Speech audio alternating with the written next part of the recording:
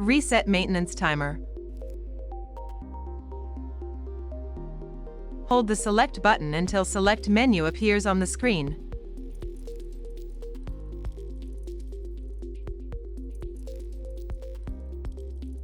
Press the Select button repeatedly until Service menu appears on the screen.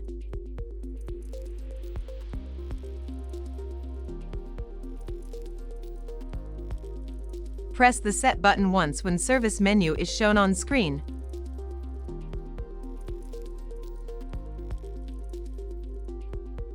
Hold the Set button until Clear Maintenance Time Done appears on the screen.